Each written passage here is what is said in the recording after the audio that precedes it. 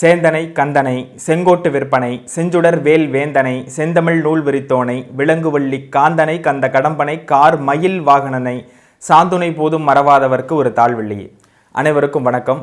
Sri Kuberan TV நேயர்கள் அனைவருக்கும் எனது அன்பான வணக்கங்கள். அதாவது 2023ஆம் ஆண்டு ஏப்ரல் மாதம் 22ஆம் தேதி அதிகாலையில் ஆகவிருக்கின்ற குரு பயிற்சி, அதாவது 5:14 மணிக்கு ஆகவிருக்கின்ற குரு பயிற்சியினுடைய பொது அமைப்புகள் எவ்வாறு இருக்கும் என்பதையும், ஒவ்வொரு ராசிக்காரர்களுக்கும் எது போன்ற பலன்களை இந்த குரு பயிற்சி தரவிருக்கிறது அப்படிங்கிறதையும் இந்த பதிவில் நம்ம பார்க்க போகிறோம். பொதுவாக குரு அப்படின்றவர் ரொம்ப முக்கியமான ஒரு கிரகம். அறிவியல் ரீதியாகவே பூமிக்கு பல இன்னல்களிலிருந்து காப்பாற்றக்கூடிய கிரகமாக இந்த குரு கிரகம் அமைகிறது அப்படிங்கிறதான் ஒரு உண்மை. ஜோதிடத்திலும் அதே போன்று 9 நவகிரகங்களிலேயே அதிக சுபத்தன்மையை ஏற்படுத்தக்கூடிய, அதிக நல்ல நிலைமைக்கு ஒரு ஜாதகரை ஆட்படுத்தக்கூடிய கிரகமாக இருப்பதும் குருதான். பொருள், அதாவது தனகாரகன் புத்திரகாரகன் என்று வர்ணிக்கக்கூடியது இந்த குரு. அதாவது புத்திரன் என்பது நம் புத்திர சம்பத்துகளை ஏற்படுத்தக்கூடிய, வாரிசு அமைப்புகளை உருவாக்கக்கூடிய அமைப்பை இந்த குருதான் ஏற்படுத்துகிறார் அப்படிங்கிறது ஒரு உண்மை. அதையும் தாண்டி தனகாரகன், இன்றைக்கு பொருளாதாரம் இல்லை என்றால் எதுவுமே இல்லை. கிட்டத்தட்ட 199% பொருளாதாரத்தை அடிப்படையாக வைத்துத்தான் ஒருவர் இயங்குகிறார் அப்படிங்கிறது தான் உண்மை. அப்போ அந்த பொருளாதாரத்தை கொடுக்கக்கூடிய கிரகமாக இருக்கக்கூடியது இந்த குரு. அதை அனுபவிப்பதற்கும் அதை எக்ஸ்போஸ் பண்ணுறதுக்கும் சுக்கிரன் மற்றும் 9ஆம் பாவகம் இது போன்ற சுயஜாதகத்தில் இருக்கக்கூடிய பாவங்களை நாம் பார்த்தோமையானால், அதிலும் குறிப்பாக குரு என்பவர் பொதுவாக தனத்திற்கு காரகம் வகிக்கிறார். அப்படிங்கிறதுனால ஒரு ஜாதகத்தில் குருவினுடைய பலத்தை கொண்டுதான், கோச்சாரத்தில் குருவினுடைய பலம் எவ்வாறு இருக்கிறது என்பதை பார்த்துதான் ஒருவருக்கு எது போன்ற தன அமைப்புகள் தனலாபங்கள் ஏற்படும் அப்படிங்கிறத நம்ம கண்டுபிடிக்க முடியும். அந்த வகையில் இந்த முறை மீன ராசியிலிருந்து மேஷ ராசிக்கு பிரவேசமாக இருக்கக்கூடிய குரு பகவான் தனது ஆட்சி வீட்டிலிருந்து அதிநட்பு கிரகமான செவ்வாயினுடைய வீட்டிற்கு செல்லவிருக்கிறார் அப்படிங்கிறதா இதில் நம்ம தெரிந்து கொள்ளக்கூடிய ஒரு விஷயம். அப்போ செவ்வாயினுடைய வீட்டில் இருக்கக்கூடிய குரு எது போன்ற பலன்களை செய்வார் அப்படின்னா, காலபுருஷ தத்துவத்திற்கு முதல் வீடாக வரக்கூடிய அந்த 1ஆம் பாவகத்தில் குரு அமர்வதன் காரணமாக தலைமை அமைப்புகளில் இருப்பவர்களுக்கு நிறைய சீர்திருத்த அமைப்புகள் ஏற்படும். தலைவர்களால் ஏற்படக்கூடிய நன்மைகள் அதிகமாக இந்த குரு பயிற்சியினால் காணப்படும் அப்படிங்கிறதையும் நாம் எடுத்துக்கொள்ள முடியும். அதே போன்று பொருள் இலாருக்கு இன்பமில்லை புண்ணியமில்லை என்றும் மருவிய கீர்த்தி இல்லை, மைந்தருள் பெருமை இல்லை, கருதிய கருமமில்லை, கதி பெற வழியுமில்லை, பெரும் நிலம் மீது சஞ்சார பிரேதமாய் திரிவர்தானே அப்படின்னு சொல்ற அளவிற்கு பணம் அப்படிங்கிறது ரொம்ப இம்பார்ட்டன்ஸான ஒரு விஷயம் அப்படின்றத நம்ம புரிந்து கொள்ள வேண்டும். பொதுவாக குருதசை நடக்கிறவங்களுக்கு அவர் நல்ல ஆதிபத்தியம் பெறவில்லை என்றாலும் அந்த பணப்புழக்கம் அப்படின்றது, மணி ஃப்ளோ அப்படின்றது கண்டிப்பாக இருக்கும் அப்படிங்கிறத நம்ம இதிலிருந்து தெரிந்து கொள்ள முடியும். பொதுவாக அறிவியல் ரீதியாக 1994ஆம் ஆண்டு நமது பூமியில் ஒரு பெரிய விண்கல் தாக்குவதாக இருந்தது. அந்த விண்கல்லை தனது வட்டப்பாதையில் ஈர்த்து கொண்டு பூமியின் மீது எந்த பாதிப்பையும் ஏற்படுத்தாத வண்ணம் பாதுகாத்தது இந்த குரு அப்படிங்கிறத நம்ம அறிவியல் ரீதியாகவும் நாம் ப்ரூவ் பண்ண முடியும். அதே சமயம் கிட்டத்தட்ட பெயர் வைத்த 67 துணைக்கோள்களையும் பெயர் வைக்காத 200 துணைக்கோள்களையும் கொண்டதுதான் குரு அப்படின்றத நம்ம உணர்ந்து கொள்ளலாம். சூரியனை விட சூரிய குடும்பத்தில் சூரியனுக்கு அடுத்ததாக பெரிதாக இருக்கக்கூடிய கோளாக நாம் குருவை வர்ணிக்க முடியும்.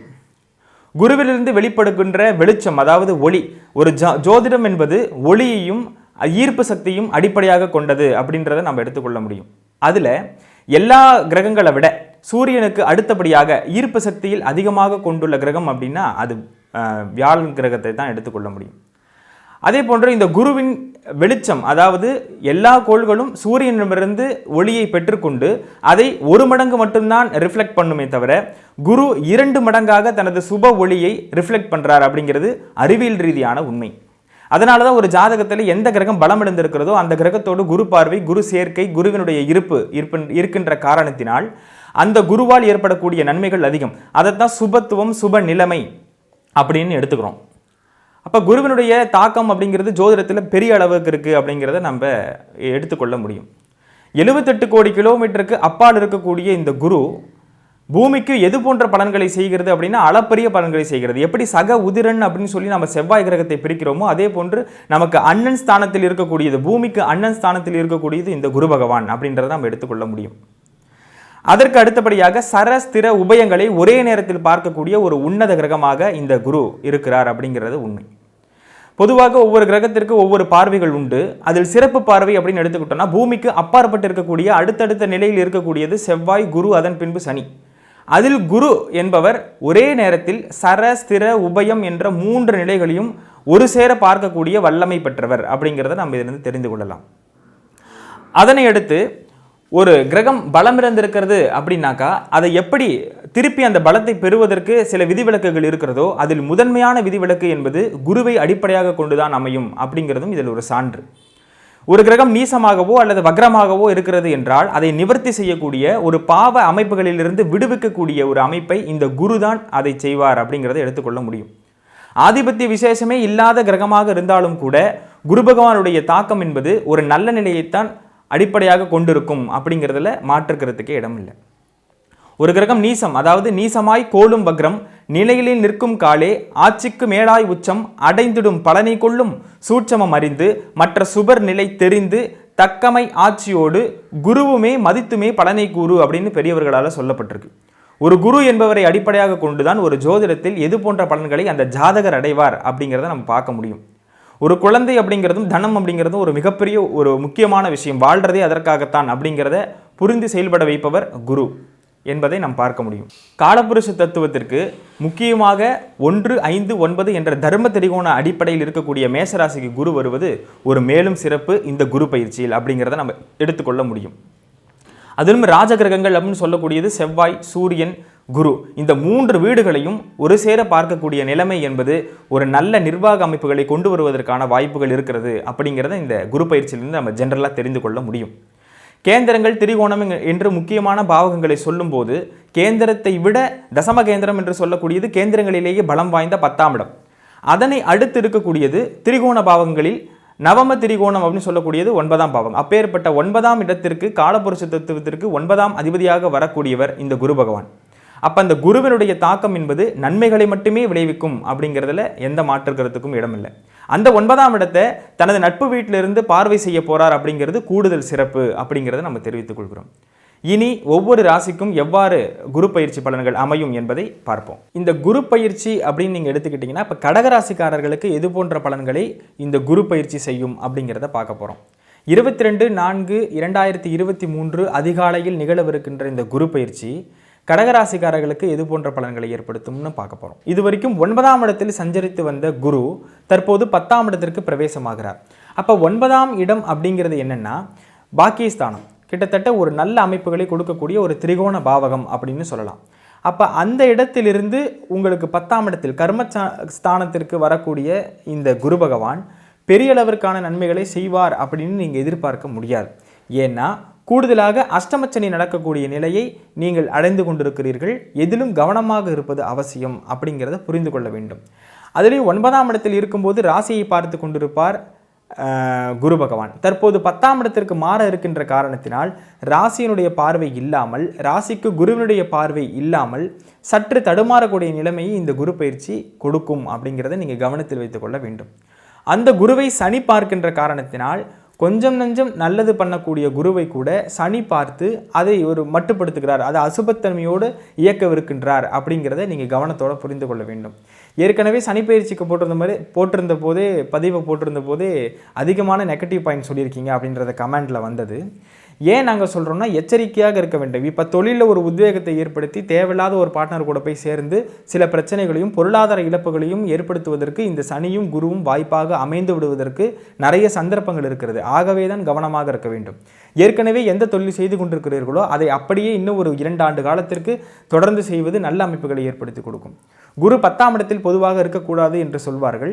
அது ஜாதக ரீதியாக சில விதிவிலக்குகள் இருக்கின்றன. ஆனால் ராசியின்படி 10ஆம் இடத்திற்கு வரக்கூடிய குரு பகவான் ஏதேனும் ஒரு சின்ன சின்ன விஷயத்தில் ஈகோவை கிளாஷ் பண்ணி நம்ம தனியாகவே ஏதாவது ஒன்று பண்ணுவோம் வா அப்படின்ட்டு நம்மளை வேறு எதுக்கு டைவர்ட் பண்ணுறதுக்கு நிறைய சான்சஸ் இருக்குது அப்படிங்கிறத புரிந்து கொள்ள வேண்டும். குருவை சனி பார்க்கின்ற காரணத்தினால் மட்டுமல்லாமல் அஷ்டமச்சனியும் கூடுதலாக நடக்கக்கூடிய கடகராசிக்காரர்கள் எதிலும் கவனமாக செயல்படுவது அவசியம். கடகராசிக்கு 2, 4, 6ஆம் இடங்களை குரு பார்வை செய்கிறார். அப்போ 2, 4, 6ஆம் இடம் எதையெல்லாம் குறிக்கிறதோ அதில் அத்தனையும் சற்று கவனமாக இருப்பது நன்மைகளை கொடுக்கும்.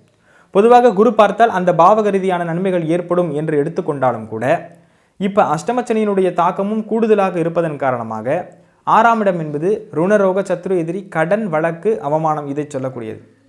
4ஆம் இடம் அப்படிங்கிறது வண்டி வீடு வாகனம் வாங்கி அல்லது தாய் சார்ந்த அமைப்புகளில் ஏதேனும் செலவுகள் ஏற்பட்டு அதில் கடன் வாங்க நேரிடும் அப்படிங்கிறதையும் நீங்கள் புரிந்து கொள்ள வேண்டும்.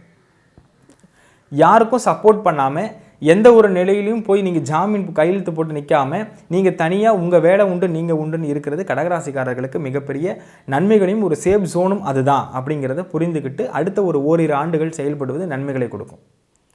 2ஆம் இடத்தை குரு பார்வை செய்வதன் காரணமாக தனத்திற்கு ஓரளவுக்கு தட்டுப்பாடு ஏற்படாது. எப்படியாவது உருட்டி பிரட்டி எதையாவது சமாளிக்கக்கூடிய அமைப்பை இந்த குரு பலன்கள் செய்யும் அப்படிங்கிறத நீங்கள் புரிந்து கொள்ள வேண்டும். அதனை அடுத்து இந்த அஷ்டமச்சனியுடைய தாக்கமும் குறைய வேண்டும் என்பதன் காரணமாக பிரதோஷ வழிபாடுகளை மேற்கொள்வது பெரிய அளவுக்கான கெடுதல்களிலிருந்து உங்களை காப்பாற்றுவதற்கு வாய்ப்பாக அமையும் அப்படிங்கிறத புரிந்து கொள்ள வேண்டும். குடும்பத்தில் ஏற்படக்கூடிய பிரச்சனைகள் சங்கடங்கள் அத்தனையும் நீங்கள் முன் வந்து நிவர்த்தி செய்வது ஒரு நல்ல அமைப்பை ஏற்படுத்தி கொடுக்கும். விட்டு கொடுத்து செல்வது பெரிய அளவுக்கான முன்னேற்றத்தை ஏற்படுத்தி கொடுக்கும். ஏன்னா 2ஆம் இடத்தை குரு பார்வையிடுகின்ற காரணத்தினால் 2ஆம் இடம் என்பது குடும்பம், வாக்கு, தனம், அடிப்படை கல்வியை குறிக்கக்கூடியது. இந்த பாவகங்களை பார்க்கக்கூடிய குரு சில இடையூறுகளை செய்து அதன் மூலியமாக சில சொல்யூஷனை கொடுப்பார் அப்படிங்கிறத நீங்கள் புரிந்து கொள்ள வேண்டும். ஏன்னா 2ஆம் இடத்தை சனியும் பார்வையிட்டு கொண்டிருக்கிறார் அப்படிங்கிறத கவனத்தில் வைத்துக்கொள்ள வேண்டும். ஏன்னா சனி குரு ஒரு சேர பார்க்கின்ற காரணத்தினால் சில கலப்பு பலன்கள் நடப்பதற்கு அதிக வாய்ப்புகள் இருக்கிறது. கலப்பு பலன் அப்படின்னா நன்மையும் நடக்கும் தீமையும் நடக்கும். ஒரு தீமையிலிருந்து நன்மையும் நன்மையிலிருந்து தீமையும் விளைவதற்கான வாய்ப்புகள் இந்த கடகராசிக்காரர்களுக்கு இந்த குரு பயிற்சி ஏற்படுத்தி கொடுக்கும் அப்படின்றத தெரிவித்துக்கொள். புதிய தொழில் பண்ணுறோம், புதிய ஒரு பிஸ்னஸ் பண்ணுறோம் அப்படின்னு நீங்கள் எடுத்துக்கிட்டிங்கன்னா அந்த பிஸ்னஸை பொறுத்த வரைக்கும் ஒரு பெரிய அளவுக்கான ஒரு அச்சீவ்மெண்ட் கிடைக்கலையே அப்படின்னு சோர்வடையாமல் இருப்பது இந்த கடகராசிக்காரர்களுக்கு இந்த குரு பயிற்சி கற்றுக் கொடுக்கக்கூடிய ஒரு பாடம். அப்போ இது போன்ற நிலைமைகளில் புதிய காரியங்களில் தெரியாத தொழில்களில் கால் வைத்து மாட்டிக்கொள்வது அல்லது தெரிந்த தொழிலேயே அப்டேட் பண்ணுறேன் அப்படின்னு சொல்லி ரொம்ப ஸ்ட்ரெயின் எடுத்துக்கொள்வது அதெல்லாம் இல்லாமல் இருப்பது இந்த காலகட்டத்துக்கு நல்லது. முக்கியமாக தேக ஆரோக்கியத்தில் மிக கவனம் தேவை இந்த கடகராசிக்காரர்களுக்கு.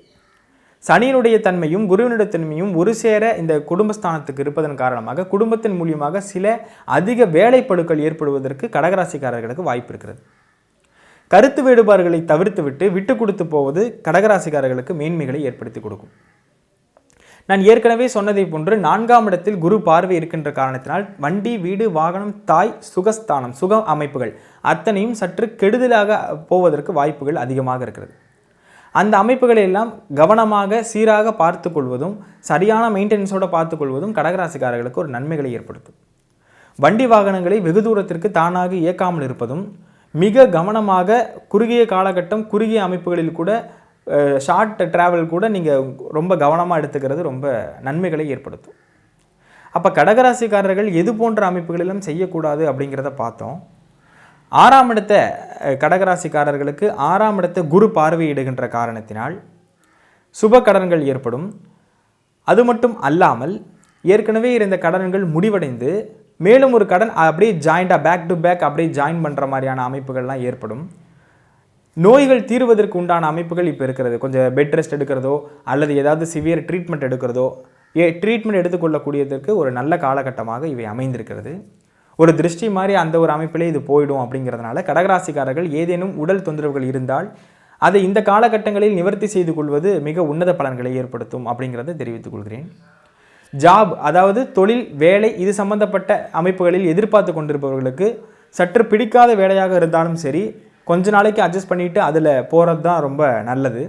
அதை விட்டுட்டு வந்தாக்கா இல்லை 1 or 2 மந்தில் இன்னொரு வேலைக்கு போகிற மாதிரி இருக்கும். இப்படியே ஜம்ப் அடிச்சுக்கிட்டே இருக்க மாதிரி இருக்கும். நிரந்தர வேலைத்தன்மைகளை இந்த அமைப்புகள் அஷ்டமச்சனியும் கூடுதலாக குரு 10ஆம் இடத்தில் இருக்கும்போதும் செய்ய மாட்டார். அதிக தொழில் மாற்றங்களையும் அதிக டைவர்ஷனையும் கொடுக்கக்கூடியது இந்த 10ஆம் இடத்து குரு. 10இல் குரு இருப்பது அவ்வளவு சிறப்பல்ல. இருந்தாலும் சுயஜாதகத்தில் 1, 5, 9 கூடியவர்கள் திசைகள் நடந்து கொண்டிருந்தது. ஆனால் ஓரளவுக்கு கவலைப்பட வேண்டிய அவசியம் இல்லை. அல்லது 2 சுபகிரகங்களோடு சேர்ந்த கிரகத்தோட திசை நடந்து கொண்டிருக்கிறது அப்படின்னா பொருளாதார தட்டுப்பாடு ஏற்படாது. இப்பொழுது நான் சொன்ன அத்தனையும் பொது பலன்களாகத்தான் கருத வேண்டுமே தவிர தனிப்பட்ட ஜாதகத்தில் தங்களுடைய கர்மா என்ன, காலதேச வர்த்தமானம், ஸ்ருதி யுத்தியோடு செயல்படக்கூடிய நிலைகள் எவ்வாறு அமைகிறது அப்படிங்கிறதெல்லாம் பார்த்து அதற்கு தகுந்த மாதிரி சில மாற்றங்களையும் முன்னேற்றங்களையும் நீங்கள் அடைய முடியும் அப்படிங்கிறத நாம் இதிலிருந்து தெரிவித்துக் கொள்ள முடியும். பொதுவாக ஜீவசமாதிகள் இருக்கக்கூடிய நிலைகள், அதாவது ராகவேந்திரா சுவாமி, அதே போன்று நம்ம திருவண்ணாமலையில் இருக்கக்கூடிய அருணகிரிநாதருடைய ஜீவசமாதி அல்லது பௌர்ணமிக்கு கிரிவலம் வருவது, இது போன்ற நிலைகள் ஒரு மிகப்பெரிய உந்துதலையும் மாற்றத்தையும் ஒரு பக்கபலமாக உங்களுக்கு சேஃப் கார்டாக இருக்கக்கூடிய அமைப்பை இந்த சித்தர்களுடைய வழிபாடு ஏற்படுத்தி கொடுக்கும். அப்படிங்கிறதுல கடகராசிக்காரர்கள் மிக தெளிவாக கவனமாக இருக்க வேண்டியது அவசியம்.